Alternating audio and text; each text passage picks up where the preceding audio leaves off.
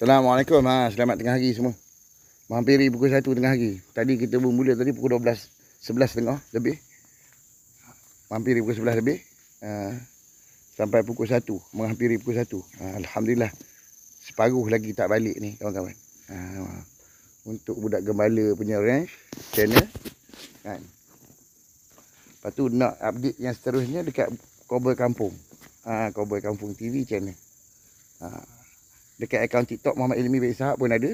Dekat budak gembala akaun TikTok pun ada. Okey. Kawan-kawan.